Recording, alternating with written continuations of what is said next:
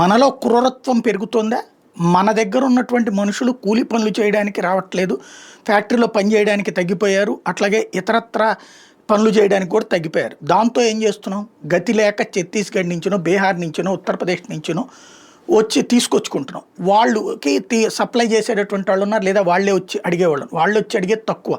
Supply చేసేటటువంటి బ్రోకర్ల ద్వారా తెచ్చుకుంటున్నారు. అలా తెచ్చుకున్నప్పుడు వాళ్ళకి ఎప్పటికప్పుడు జీతంతో పాటుగా ఇక్కడ మన దగ్గర ఉన్నటువంటి కూలీకి ఏదన్నా అయితే పరిహారం ఇవ్వడం, వాళ్ళని హాస్పిటల్ ట్రీట్మెంట్ ఇది ఇస్తారు కదా. కానీ వీళ్ళ పట్ల అసలు ఒక నిరంకుశమైనటువంటి నియంతల్లాగా, లేదా పాతకాలపులో వెట్టి చాకరీ వ్యవహారంలాగా బిహేవ్ చేస్తున్నారు. వాళ్ళకి ఏదైనా జరిగితే పట్టించుకోవట్లేదు. గట్టిగా మాట్లాడితే ఇక విపరీతమైన ప్రెషర్ చేస్తూ 40,000 50,000 చేతులు పెట్టి మనిషి చచ్చిపోతే కూడా అట్లా చేస్తున్న పరిస్థితులు.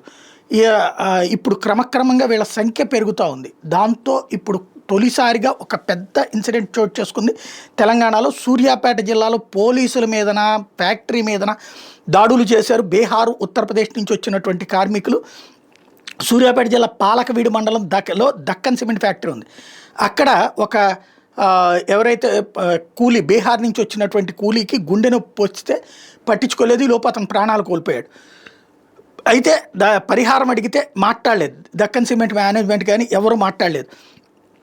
అతన్ని కార్మికుడు గాయపడిన అక్కడ దక్కన్ సిమెంట్లో పనిచేస్తున్న సమయంలో గాయపడినటువంటి ఒక కార్మికుడు మిర్యాలగూడ ఆసుపత్రికి తరలిస్తే చికిత్స పొందుతూ మృతి చెందాడు. అది గుండె నొప్పి అని చెప్తున్నారు వీళ్ళు. గుండె నొప్పి ఏంటి, ఇక్కడ గాయపడ్డం మేము అందరం చూసాం కదా ఫ్యాక్టరీలో. ఆ గుండె నొప్పి ఏంటి అన్నటువంటి పాయింట్ బీహార్ కార్మికులు అడిగేటటువంటి. అంటే అక్కడ ఆ కాన్సెప్ట్తో పరిహారం ఎగ్గొట్టడానికి ప్రయత్నిస్తున్నారంటూ ఆగ్రహించినటువంటి వాళ్ళు ఆందోళనకు దిగారు. బీహార్ వాళ్ళకి ఉత్తరప్రదేశ్ వాళ్ళు కూడా తోడొచ్చారు, ఇదేం దుర్మార్గం అని చెప్పి.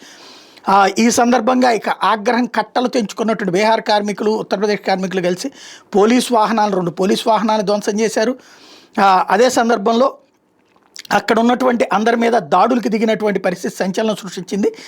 కర్రలతో దాడులు చేసినటువంటి సంఘటన.